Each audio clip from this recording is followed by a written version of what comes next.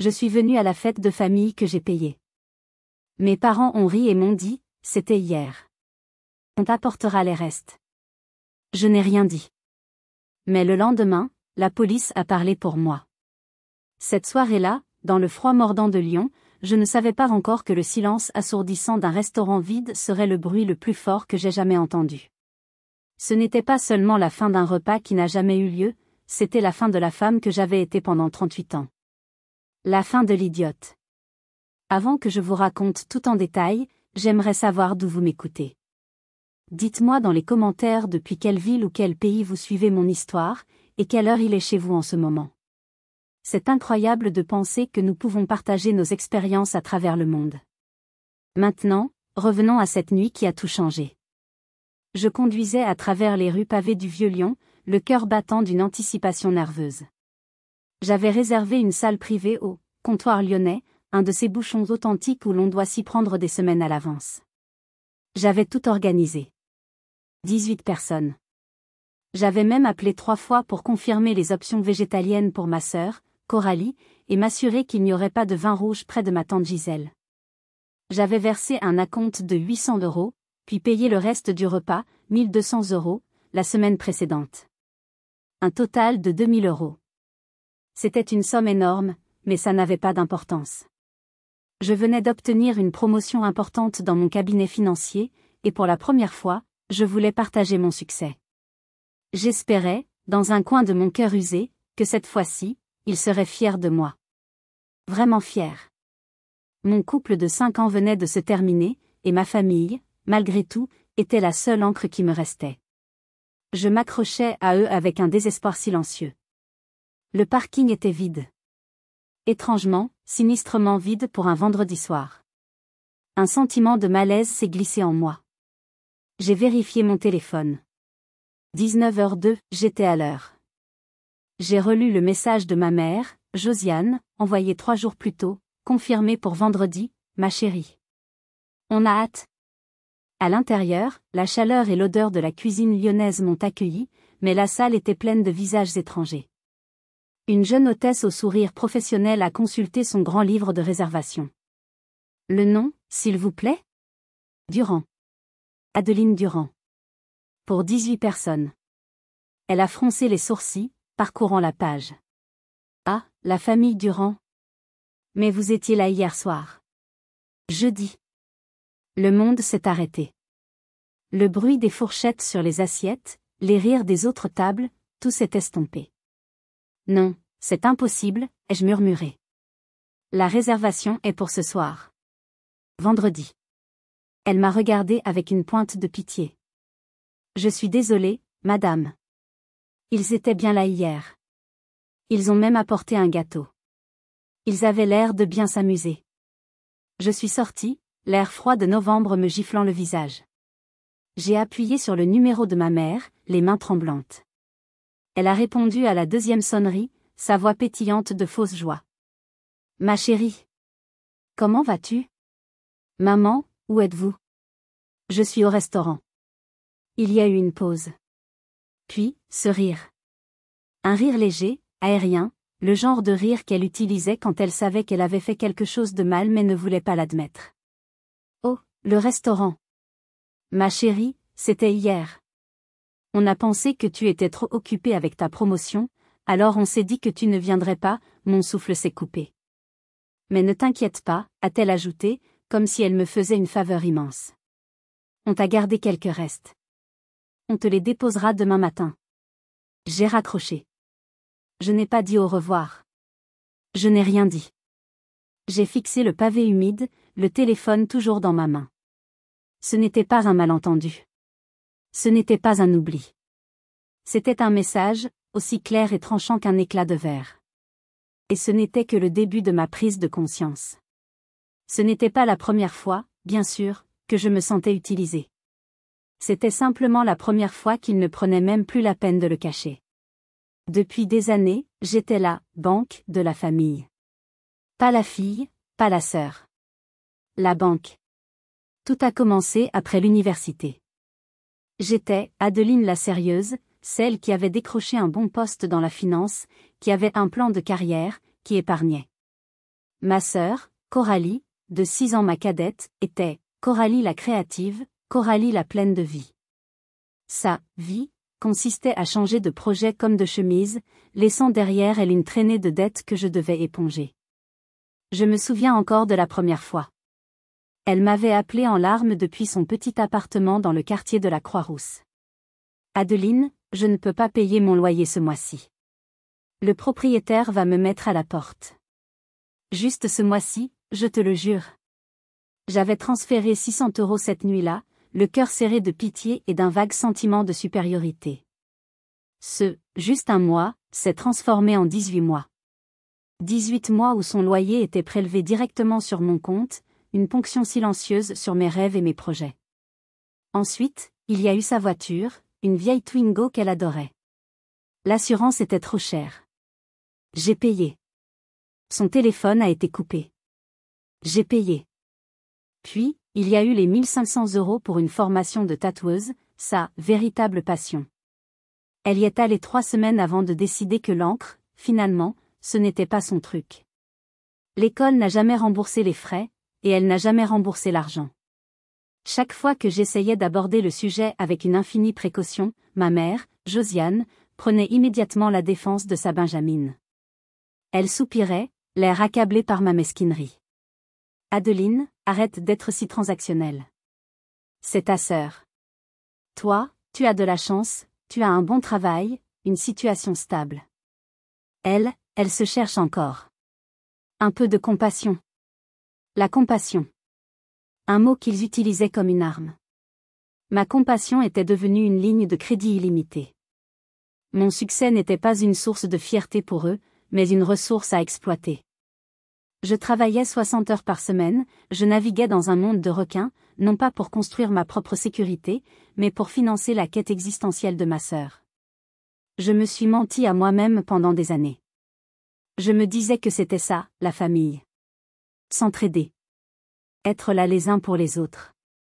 Mais l'entraide est censée aller dans les deux sens. La seule chose que je recevais en retour, c'était des appels paniqués à la fin du mois et des promesses de remboursement qui s'évaporaient comme la brume sur la Saône. Ils ne me demandaient jamais comment j'allais. Ils ne se demandaient jamais si, moi aussi, j'avais des rêves qui coûtaient de l'argent. J'étais une fonction, un service. La directrice de la banque familiale Durand, ouverte 24 heures sur 24, 7 jours sur 7, sans jamais aucun intérêt. J'avais l'habitude de payer, oui. J'avais l'habitude de donner. Mais ce que je n'arrivais pas à accepter, c'était le mépris qui se cachait derrière chaque demande. Et je ne savais pas encore à quel point ce mépris pouvait être profond. Comment se sent-on quand on réalise que même notre existence est conditionnée à notre utilité financière ? L'invisibilité est une forme de douleur étrange. Ce n'est pas une blessure aiguë, mais une lente érosion de l'âme. Le Noël de l'année dernière en a été la preuve la plus flagrante. J'avais décidé de mettre le paquet.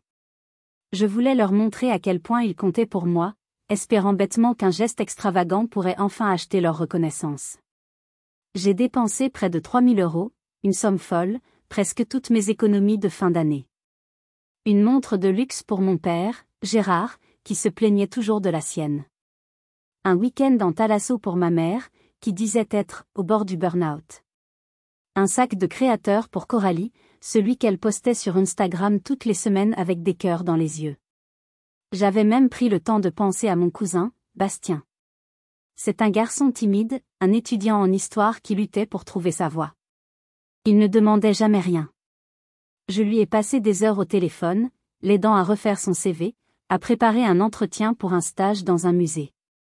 Il a décroché le stage. Pour Noël, je lui ai offert un beau livre d'art en lien avec ses études.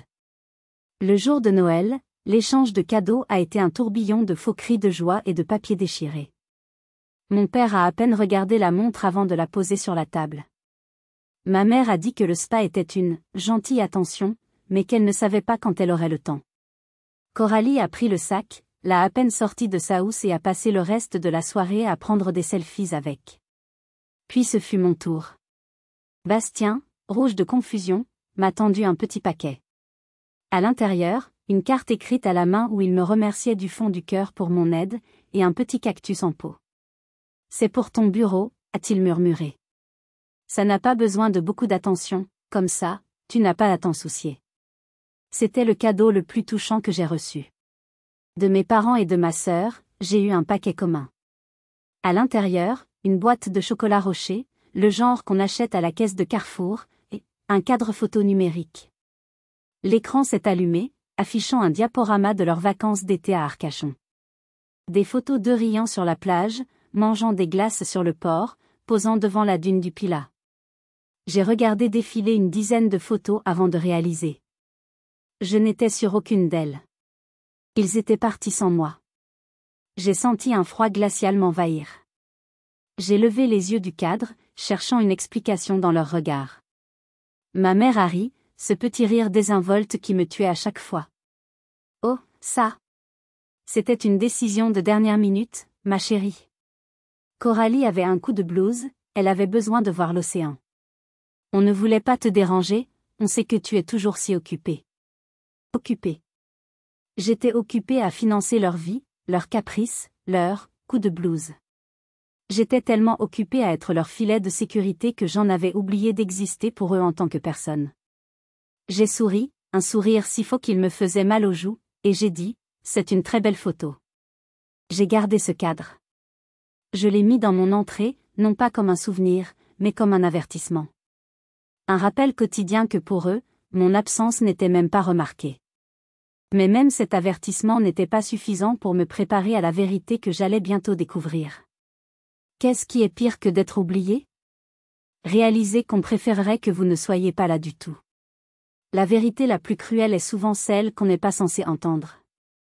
La mienne m'a été révélée par hasard, 6 mois avant cette fameuse nuit au restaurant.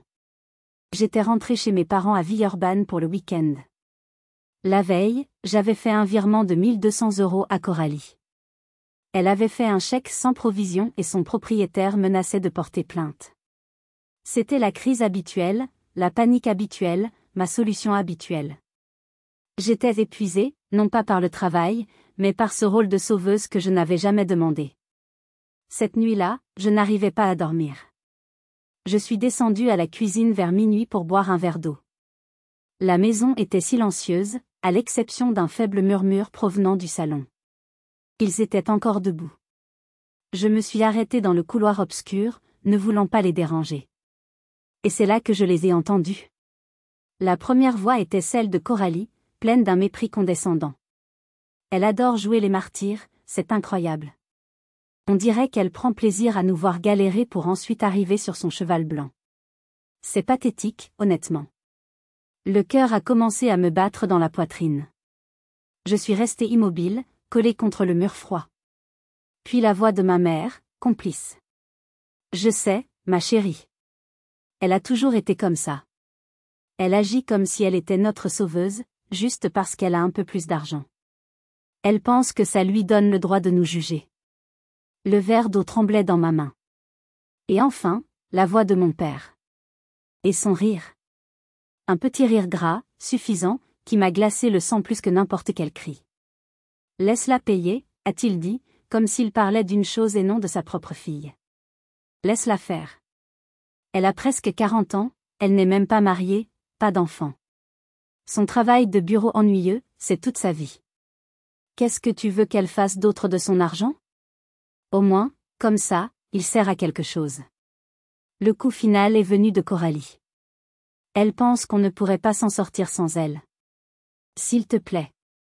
Si elle disparaissait demain, je te jure, je ne le remarquerais même pas.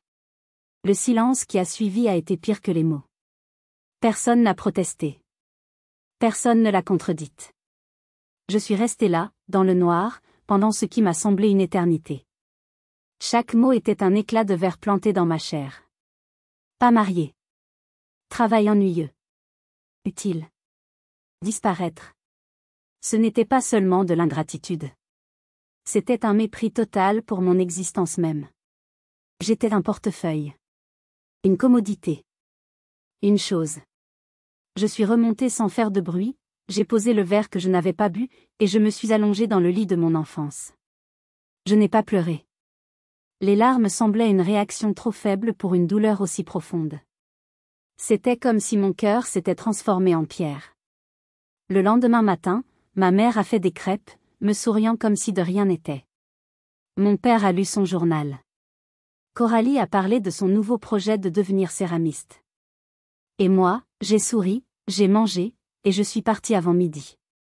3 jours plus tard, Coralie m'a envoyé un SMS. « Coucou, je suis encore un peu juste ce mois-ci. » Et comme une idiote, comme une droguée en manque d'une affection qui n'existait pas, j'ai encore envoyé l'argent. Parce que la perspective d'une acceptation, même fausse, était moins terrifiante que le vide absolu. Je n'étais pas prête à affronter la vérité. Pas encore. Mais cette nuit-là, la graine de la rébellion avait été plantée. Il ne lui manquait plus qu'un dernier choc pour germer. Voilà la vérité que j'ai entendue. Si vous aviez été à ma place, qu'auriez-vous fait le lendemain matin? Auriez-vous confronté votre famille? Ou seriez-vous parti sans un mot, comme je l'ai fait? Laissez-moi votre avis dans les commentaires, je suis curieuse de savoir comment vous auriez réagi à une telle trahison. Assise dans le froid glacial de ma voiture, face au comptoir lyonnais, désormais fermé, les paroles entendues cette nuit-là résonnaient dans ma tête. Elles se mélangeaient au rire désinvolte de ma mère au téléphone quelques instants plus tôt. Les pièces du puzzle, que j'avais refusé d'assembler pendant des années, s'emboîtaient maintenant avec une clarté brutale. Je suis restée là peut-être 1 heure. Le balai des derniers employés quittant le restaurant, les lumières s'éteignant une à une. La rue pavée, si animée plus tôt, était maintenant déserte. J'étais seule. Profondément, irrévocablement seule. J'ai repris mon téléphone et j'ai relu l'échange de messages avec ma mère. 14 messages au total concernant ce dîner. Tous de moi. Maman, j'ai trouvé un super restaurant pour la fête de famille. Voici le menu, dis-moi ce que vous en pensez. J'ai besoin de savoir qui veut l'option végétalienne pour Coralie. Ça y est, j'ai versé la compte. C'est bien confirmé pour vendredi 19h. Sa réponse à ce dernier message avait été « Parfait ma chérie. Merci de t'occuper de tout. » Parfait. Elle avait lu le jour et l'heure. Ils avaient tous lu. Et personne n'avait dit un mot. Ils ont délibérément accepté mon argent, ils ont pris le fruit de mon travail, et ils m'ont sciemment exclu de la fête que j'organisais pour eux. Ce n'était plus de l'invisibilité. C'était une exécution sociale. Ils voulaient la fête que je pouvais offrir, mais ils ne voulaient pas de moi à table. La douleur qui m'avait habité pendant si longtemps, cette tristesse sourde, cette quête désespérée d'approbation a commencé à se dissiper. Elle a été remplacée par quelque chose de nouveau. Un vide. Un vide froid, immense, mais étrangement apaisant. C'était le vide de l'attente qui disparaît. Je n'attendais plus rien d'eux. Plus de fierté, plus de reconnaissance, plus d'amour. Rien. La solitude que j'avais toujours redoutée, celle qui me poussait à acheter leur affection, ne me faisait plus peur. J'ai réalisé que j'avais toujours été seule avec eux. Ma solitude était simplement devenue honnête. Mon regard est tombé sur le vide-poche de la voiture. Un vieux reçu de caisse dépassait. Machinalement, je l'ai pris, j'ai trouvé un stylo, et au dos du papier, sous la lumière blafarde d'un lampadaire, j'ai commencé à calculer. Repas famille Durand, 2000 €. Loyer Coralie, 600 € x 18 mois égale 10 800 €. Formation tatouage, 1500 €. Assurance voiture, 800 €. Chèque sans provision, 1200 €. La liste s'allongeait, une litanie de sacrifices financiers sur l'autel d'une illusion familiale. Ils avaient pris mon argent. Ils avaient pris mon temps. Ils avaient pris mon énergie. Mais ce soir, ils avaient fait une erreur fatale. Ils m'avaient pris la dernière chose qui me liait à eux, ma raison de me soucier. Et cette erreur allait leur coûter bien plus cher que tout l'argent que je leur avais donné. Comment se prépare-t-on à affronter des gens qui vous ont déjà effacé de leur vie? On arrête de jouer leur jeu. Sur le chemin du retour vers mon appartement, un autre souvenir, plus récent, m'est revenu en mémoire avec une violence inouïe. Un détail que j'avais classé comme un simple accident, une maladresse de plus de la part de Coralie. La semaine précédente. J'étais en pleine préparation pour la présentation la plus importante de ma carrière. Cette promotion ne tombait pas du ciel, je travaillais dessus depuis 1 an. La présentation devait avoir lieu le mardi matin. Le lundi soir, Coralie a débarqué chez moi sans prévenir. Pour t'encourager, avait-elle dit avec un grand sourire. Elle s'était installée sur mon canapé pendant que je répétais mon discours dans le salon, mon ordinateur portable professionnel posé sur la table basse. Elle avait insisté pour me faire un café. Tu as l'air épuisée, grande sœur. Un petit remontant. Elle est revenue avec une grande tasse fumante. En se penchant pour la poser sur la table, elle a trébuché sur le tapis. La tasse lui a échappé des mains, et tout son contenu, un café noir, brûlant et sucré, s'est déversé directement sur le clavier de mon ordinateur. Il y a eu un grésillement sinistre, et l'écran est devenu noir. Mort. J'avais hurlé. Pas de colère, mais de pure panique. Elle s'était confondue en excuses. Oh mon Dieu, Adeline, je suis tellement désolée. Je suis si maladroite. J'avais passé la nuit entière à essayer de recréer ma présentation de mémoire sur mon vieil ordinateur personnel, lent et peu fiable. J'ai à peine dormi 2 heures. Le lendemain, ma performance était un désastre. J'étais épuisée, mes diapositives étaient incomplètes. Mon patron avait été visiblement déçu. J'avais sauvé ma promotion de justesse, uniquement grâce à mon excellent bilan de l'année, mais la présentation elle-même avait été une humiliation. J'avais cru à l'accident. J'avais même consolé Coralie, qui pleurait à chaudes larmes en disant qu'elle avait tout gâché. Mais maintenant, dans le silence de ma voiture, cet acte ne ressemblait plus à de la maladresse. C'était un acte de sabotage. Elle n'était pas venue m'encourager. Elle était venue s'assurer que je n'y arrive pas. La jalousie. Elle était jalouse de mon succès, de cette promotion qui me mettait encore plus au-dessus d'elle dans la hiérarchie tacite de notre famille. Elle ne voulait pas seulement mon argent. Elle voulait me voir échouer. La prise de conscience a été comme un coup de poing dans l'estomac. La trahison du dîner n'était pas un acte isolé. C'était l'aboutissement d'une campagne menée dans l'ombre pour me maintenir à ma place, celle qui paie, celle qui répare, mais surtout, celle qui ne doit jamais vraiment réussir. Ils avaient besoin de moi en position de force financière, mais de faiblesse émotionnelle. Un succès trop éclatant de ma part aurait rompu cet équilibre fragile. Je suis rentrée chez moi. Je n'ai pas pleuré. La tristesse avait laissé place à une rage froide et déterminée. J'ai allumé mon imprimante. J'ai ouvert mes relevés de compte en ligne, mes conversations Messenger, mes archives de mai. J'ai passé le reste de la nuit non pas à pleurer une famille perdue, mais à construire un dossier. J'allais devenir l'auditrice de leurs mensonges. Et le lendemain, ils allaient recevoir la facture finale de toute leur trahison. Qu'est-ce qui arrive quand la banque décide non seulement de fermer, mais aussi de réclamer toutes les dettes, y compris les dettes morales? Le lendemain soir, à 19 heures précises, je me suis garée devant la maison de mes parents à Villeurbanne. La même maison où j'avais grandi, qui me semblait maintenant aussi étrangère qu'une planète lointaine. Les lumières étaient allumées. À travers la fenêtre, je pouvais voir leur silhouette. Mon père affalé dans son fauteuil, ma mère s'agitant, Coralie avachie sur le canapé, le visage illuminé par son téléphone. J'ai sonné. C'est ma mère qui a ouvert, un sourire nerveux aux lèvres. Adeline. Quelle surprise. Je suis entrée sans un mot. L'odeur familière de leur maison, un mélange de cire d'abeille et de cuisine de la veille, m'a presque fait flancher. Sur le plan de travail de la cuisine, j'ai vu une boîte en plastique transparente. À l'intérieur, quelques tranches de rôti de porc froid et une cuillerée de gratin dauphinois figé. Mes restes. Le symbole ultime de leur mépris, posé là, en évidence. Je les ai ignorés et je suis allée directement au salon. Ils m'ont regardé entrer, un mélange de curiosité et d'agacement dans les yeux. Personne n'a dit pardon. Personne n'avait l'air coupable. Tu es toujours en colère, ma chérie, a demandé ma mère d'une petite voix. On t'a gardé ton assiette, tu sais. Je ne lui ai pas répondu.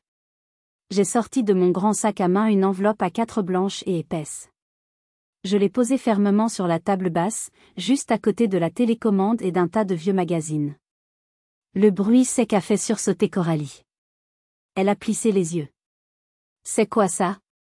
Une lettre d'amour, a-t-elle ricané. C'est une facture, ai-je dit, ma voix plate, sans émotion. Pour le dîner de 2000 €. Et pour tout le reste. Le silence est tombé. Mon père, Gérard, s'est redressé dans son fauteuil. Il a éteint la télévision. Tu plaisantes, j'espère. Pas le moins du monde. Le sourire de ma mère s'est figé. Adeline, tu ne vas quand même pas nous demander de te rembourser? C'est ridicule. J'ai penché la tête sur le côté. Non. Je ne vous demande pas de rembourser. Je vous donne le choix. Parce qu'à partir de ce soir, toute interaction avec moi sera transactionnelle. Vous voulez quelque chose? Vous recevrez une facture. Un conseil, un service, 1 euro. Tout a un prix désormais. Coralie a laissé échapper un petit rire méprisant. Elle a posé son téléphone. C'était la première fois que je captais toute son attention depuis des mois. Mais tu es complètement folle. Personne ne t'a jamais forcé à payer quoi que ce soit, Adeline. C'était ton choix. C'est ton problème, pas le nôtre. Ces mots auraient dû me blesser. Autrefois, ils m'auraient anéanti. Mais ce soir, ils ont agi comme un interrupteur. La partie de moi qui ressentait encore de la peine venait de s'éteindre. Tu as raison, Coralie, ai-je dit calmement, en la regardant droit dans les yeux. C'était mon choix. Alors maintenant, parlons un peu des choix que tu as faits, et que personne ne connaît. J'ai sorti un deuxième dossier de mon sac. Celui-ci était bien plus épais. La peur a commencé à poindre dans ses yeux. Pour la première fois, elle n'avait pas l'air arrogante. Elle avait l'air inquiète. Que arrive-t-il lorsque les secrets que vous pensiez bien garder sont sur le point d'être exposés sous les lumières crues d'un salon familial? Si vous êtes arrivé jusqu'ici, laissez un commentaire pour nous dire ce que vous auriez fait à la place d'OP. Vous pouvez aussi écrire simplement le chiffre 1 pour montrer que vous suivez encore. Et dites-nous, vous regardez cette histoire depuis quelle région ou quel pays? J'ai ouvert le deuxième dossier sur la table basse. À l'intérieur, des dizaines de pages soigneusement classées, des relevés bancaires surlignés, des captures d'écran de conversations Messenger, des confirmations de virements. C'était l'archive de ma servitude. Mon père a grogné. Qu'est-ce que c'est que ce cirque? Ce n'est pas un cirque, papa. C'est un grand livre de contes. Le vôtre. Ma voix était toujours aussi calme, mais chaque mot était pesé. Je me suis tournée vers Coralie, qui me fixait, les lèvres pincées. Article numéro 1, ai-je commencé, comme si je présentais un rapport. Le loyer. 600 € par mois pendant 18 mois. Total, 10 800 €. Personne ne m'a forcé à le faire, mais tu m'as juré que c'était temporaire. Je me suis tournée vers ma mère. Article numéro 2. Les impôts fonciers de l'année dernière. 2 400 €. Tu m'as dit que papa avait oublié et que vous risquiez des pénalités. Je les ai payés en ligne, discrètement. Je me suis tournée vers mon père. Article numéro 3. Le week-end en spa pour l'anniversaire de maman. 700 €. Tu m'as dit que tu étais un peu juste ce mois-là. Ils étaient blêmes. Le silence dans la pièce était si lourd qu'on aurait pu le couper au couteau. Mais ce n'est pas tout, ai-je continué, ma voix baissant d'un ton, devenant plus menaçante. Il y a un problème plus récent. La semaine dernière, j'ai reçu une alerte à la fraude de ma banque. Apparemment, quelqu'un a ouvert une nouvelle carte American Express Platinum à mon nom. J'ai vu Coralie déglutir difficilement. J'ai appelé la société de crédit, ai-je poursuivi, sans la quitter des yeux.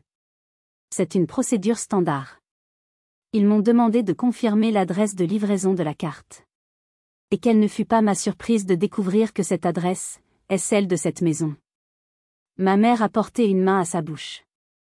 Mon père a regardé Coralie, ses sourcils froncés dans une expression de fureur contenue. Les dépenses ont commencé immédiatement, ai-je ajouté, sortant une autre feuille du dossier. C'était le premier relevé de la carte. La première transaction, un iPhone 15 Pro Max, acheté sur le site d'Apple. Livré ici. C'est drôle, Coralie, tu viens juste de poster une photo de ton nouveau jouet sur Instagram hier. Son visage est passé du blanc au rouge. La deuxième transaction, un week-end pour 2 personnes dans un hôtel de luxe à Deauville. Réservé pour le mois prochain. Sur ton blog, tu as écrit que c'était un cadeau surprise d'un nouvel admirateur secret. Il semble que ton admirateur secret, c'est moi. Ou plutôt, ma ligne de crédit. J'ai laissé les mots flotter dans l'air. La vérité était là, crue, documentée. Ce n'était plus une question d'ingratitude. C'était du vol. De la fraude. Un délit pénal. Coralie a finalement trouvé sa voix, une voix stridente, paniquée. Mais... Je comptais te le dire. C'était juste, pour me dépanner. Ma mère a commencé à pleurer doucement. Mon père s'est levé d'un bond. Ça suffit, Adeline. C'est une affaire de famille. Non, ai-je répondu en me levant à mon tour. C'est devenu une affaire de police. Qu'est-ce qui est le plus effrayant pour une famille qui vit de secrets et d'apparences? La menace de tout voir exposé au grand jour. Et il commençait à peine à comprendre que j'étais prête à allumer l'allumette. L'air dans le salon est devenu électrique.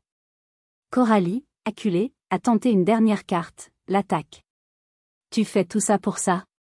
Pour une stupide carte de crédit? Tu as tellement d'argent, qu'est-ce que ça peut te faire? Tu as toujours tout eu, la carrière parfaite, l'appartement parfait. Tu es juste jalouse parce que moi, au moins, je sais m'amuser. Sa logique était si tordue, si narcissique, que j'en ai presque ri. Elle a continué, sa voix montant en flèche. Ce n'est même pas un problème. Tu aides toujours la famille, c'est ton rôle. Quelle différence ça fait si la carte est à ton nom? C'est pareil. C'était une confession, dans toute sa splendeur égoïste. Ma mère s'est précipitée pour la défendre, les larmes coulant sur ses joues. Adeline, s'il te plaît. Elle a paniqué. C'était une erreur, une seule erreur. Tu sais à quel point elle est sous pression en ce moment pour trouver sa voie. Ne sois pas si dur. La pression. J'ai pensé à la pression que je subissais chaque jour, la pression de performer, de payer mes factures, et les leurs. Mais ma pression à moi ne comptait jamais. C'est alors que mon père est intervenu. Il ne criait pas. C'était bien pire. Il s'est approché de moi, sa grande silhouette me dominant. Sa voix était basse, contrôlée, et pleine d'un venin glacial. Tu veux vraiment envoyer ta propre sœur en prison pour quelques milliers d'euros, a-t-il sifflé. Je l'ai regardé sans ciller. Je veux qu'elle comprenne les conséquences de ses actes. Il a esquissé un sourire qui ne touchait pas ses yeux. Les conséquences. Parlons-en. Adeline, tu viens d'être promue, n'est-ce pas? J'ai senti un frisson me parcourir l'échine. Comment savait-il que j'avais mentionné ça? Ton directeur, un certain monsieur Martin. C'est un ami, a-t-il continué, savourant chaque mot. On joue au golf ensemble au club. Un homme très à cheval sur la réputation. Je ne pense pas qu'il apprécierait beaucoup d'apprendre qu'une de ses nouvelles cadres supérieures, comment dire, émotionnellement instable.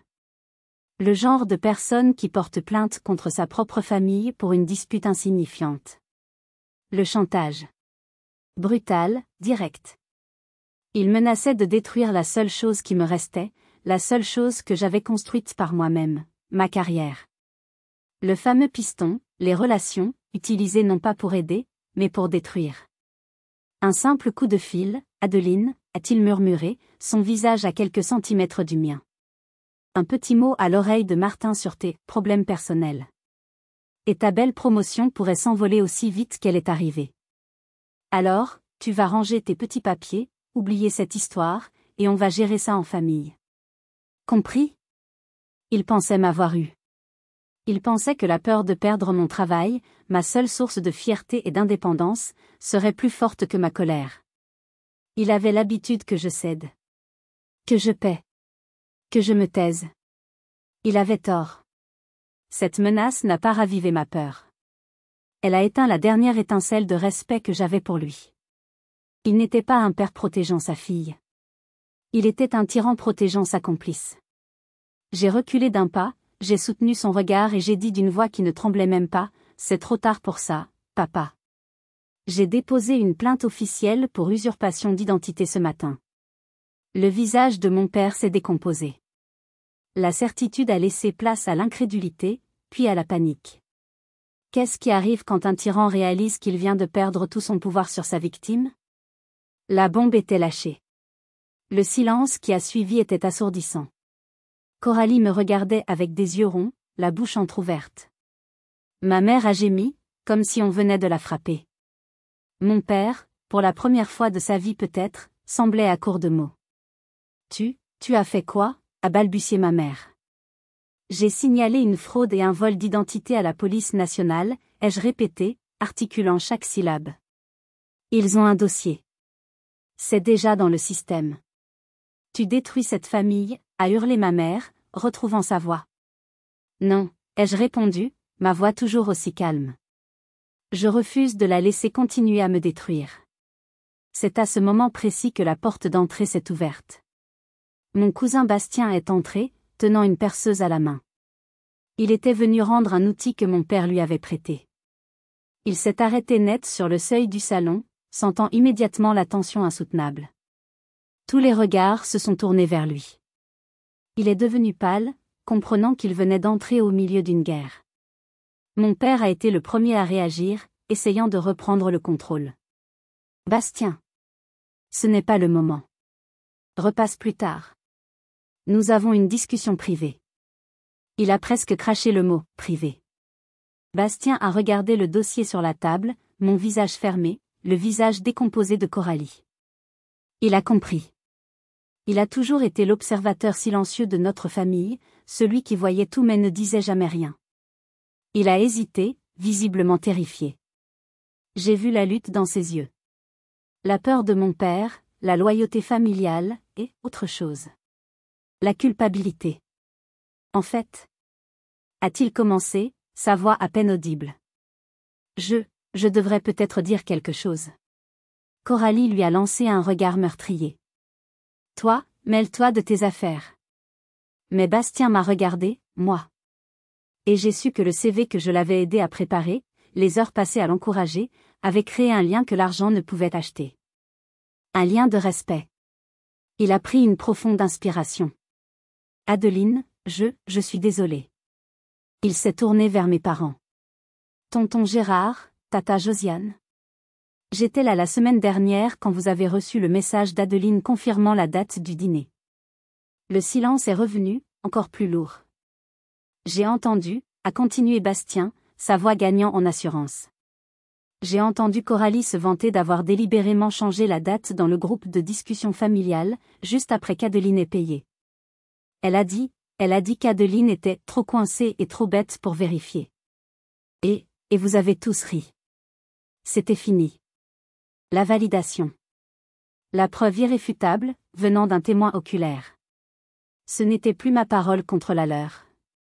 Bastien a ensuite posé un billet de 50 € sur la table. C'est pour ma part du dîner. Je n'aurais pas dû venir. Pardonne-moi, Adeline. Coralie a poussé un cri de rage. Mon père était figé, le visage rouge de fureur et d'humiliation. Ma mère s'est effondrée en sanglots sur le canapé. Je n'ai pas regardé leur défaite. J'ai regardé Bastien. Et pour la première fois de la soirée, j'ai souri. Un vrai sourire. Merci, Bastien, ai-je dit doucement. Puis, j'ai ramassé mon sac et mon dossier. Je suis parti, laissant derrière moi les ruines fumantes de la famille que j'avais essayé si fort de maintenir à flot. Je ne partais pas en gagnante. Il n'y avait rien à gagner. Je partais simplement parce que, pour la première fois, j'étais libre. Comment se sent-on quand un seul acte de courage d'une autre personne valide des années de votre douleur silencieuse ? C'est comme si on vous autorisait enfin à respirer. Le lendemain matin, le soleil filtrait à travers mes rideaux, mais je ne l'ai pas vu. J'étais assise sur le bord de mon lit depuis l'aube, rejouant la scène de la veille en boucle dans ma tête. La peur avait disparu, remplacée par une sorte d'attente calme. À 8h17 précise, mon téléphone a vibré. Numéro masqué. Mon cœur a fait un bond, mais ma main était stable quand j'ai répondu. Mademoiselle Adeline Durand ? Une voix d'homme, professionnelle et neutre. C'est moi-même. Lieutenant Mercier, de la police nationale de Lyon. Je vous appelle concernant la plainte pour usurpation d'identité et utilisation frauduleuse de moyens de paiement que vous avez déposée hier. J'ai fermé les yeux. Oui. Nous nous sommes rendus au domicile de vos parents ce matin à 7h30, a-t-il continué. Je l'ai imaginé, lui et un collègue, dans une voiture banalisée, sonnant à la porte au moment où les voisins partaient au travail. L'humiliation publique. Le fameux « qu'en dira-t-on » C'était une conséquence que je n'avais pas prévue, mais que je ne regrettais pas. Votre sœur, mademoiselle Coralie Durand, était présente.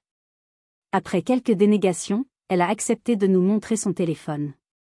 Nous y avons trouvé des messages échangés avec une amie où elle se vante d'utiliser vos informations pour s'offrir la belle vie et où elle admet que vous n'êtes pas au courant. La preuve. Le pistolet fumant. Mademoiselle Durand a été emmenée au commissariat pour un interrogatoire formel. L'affaire est simple, les preuves sont accablantes. Je suis restée silencieuse. C'était donc réel. Ce n'était plus une dispute de famille. C'était une affaire criminelle. Quelques heures plus tard, les messages vocaux ont commencé à arriver. Le premier était de ma mère. Sa voix n'était plus moqueuse ou condescendante. Elle était brisée, paniquée. Adeline. C'est maman. La police, ils sont venus ce matin. Devant tous les voisins. Ils ont emmené Coralie. Gérard est fou de rage, il dit que tu as perdu la tête. Tu dois retirer ta plainte, Adeline. Tu dois le faire tout de suite. Tu es en train de détruire la vie de ta sœur. Tu es en train de nous détruire. Appelle-moi. Le deuxième était de mon père. Sa voix était basse, menaçante. Tu as signé ton arrêt de mort dans cette famille. Et crois-moi, je n'ai pas oublié ma conversation avec Martin. Tu vas le payer. Je les ai écoutés, et pour la première fois, leurs menaces et leurs supplications n'ont eu aucun effet sur moi. C'était comme regarder un film dont je connaissais déjà la fin. Leur monde de faux-semblants s'effondrait, et ils ne pouvaient s'en prendre qu'à eux-mêmes. J'ai éteint mon téléphone. Le silence dans mon appartement était une bénédiction. Ce n'était plus mon cirque. Ce n'était plus mes singes. Le soir, le lieutenant Mercier a rappelé. Sa voix était directe. Mademoiselle Durand, nous avons suffisamment d'éléments pour une mise en examen. Le procureur est prêt à poursuivre. La décision vous appartient. Souhaitez-vous aller jusqu'au bout? L'avenir de ma sœur. Une condamnation pénale. Une vie potentiellement ruinée. Tout reposait sur un seul mot de ma part. Oui ou non? Quelle est la juste mesure de la justice quand il s'agit de son propre sang? J'ai demandé au lieutenant Mercier 24 heures pour réfléchir. J'ai rallumé mon téléphone. Il a été immédiatement inondé de messages. Des supplications de ma mère. Des insultes de Coralie, qui avait été relâchée en attendant ma décision. Des menaces voilées de mon père. Pas un seul mot d'excuse. Pas une once de remords. Ils ne regrettaient pas leurs actes. Ils regrettaient de s'être fait prendre. C'est ce qui a scellé ma décision. Je me suis posé une question simple, qu'est-ce que je veux? La vengeance? Voir Coralie derrière les barreaux? Non. La vengeance est un poison qui ne consume que celui qui le boit. Je ne voulais pas la détruire. Je voulais qu'elle me laisse tranquille. Je voulais la paix. Je voulais une garantie qu'elle ne pourrait plus jamais me nuire. Le lendemain, j'ai rappelé le lieutenant Mercier. Ma voix était claire. Lieutenant, je ne souhaite pas qu'elle aille en prison. Mais je veux un accord formel. Je veux que les poursuites soient suspendues, conditionnées à 2 choses. Premièrement, le dossier reste actif. Si jamais mon nom, mon argent ou mes informations sont à nouveau utilisés par elle, de quelque manière que ce soit, les poursuites reprenant immédiatement, sans avertissement. Deuxièmement, je veux qu'elle suive une thérapie obligatoire sur la gestion financière et le respect des limites, avec preuve de présence. Il y a eu un silence à l'autre bout du fil. Puis, c'est une proposition, inhabituelle, mais juste. Je vais la transmettre au procureur. Je pense que ce sera accepté. Le pouvoir venait de changer de main, définitivement. Je n'avais plus besoin de crier pour être entendu. Le système judiciaire parlait pour moi. 3 semaines plus tard, j'ai déménagé. J'ai quitté Lyon, la ville de mes blessures, et je me suis installée à Lille. Un nouvel appartement, un nouveau travail dans une autre société, Une nouvelle vie. J'ai bloqué leur numéro. J'ai changé le mien. J'ai coupé les ponts, net et sans bavure. Un mois après mon déménagement, j'ai reçu une lettre, transférée par mon ancien bureau. L'écriture était celle de Bastien. À l'intérieur, pas de long discours. Juste quelques mots, merci de m'avoir montré ce qu'est le courage. J'espère que tu vas bien. Il y avait un chèque de 50 € joint. J'ai souri. J'ai encadré sa petite note. Je n'ai jamais encaissé le chèque. Sa reconnaissance valait bien plus que ça. Le silence de ma famille, qui avait autrefois été une punition, une source d'angoisse, est devenu la bande-son de ma nouvelle vie. C'est le bruit de la paix. Le bruit de la liberté. Je n'ai plus jamais entendu parler d'eux directement.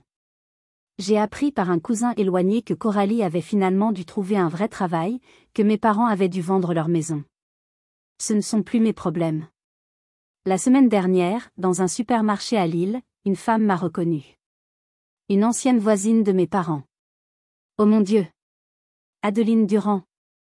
Vous êtes la sœur de Coralie, n'est-ce pas?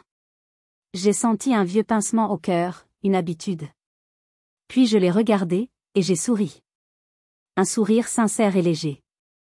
Non, ai-je dit simplement. Je suis Adeline.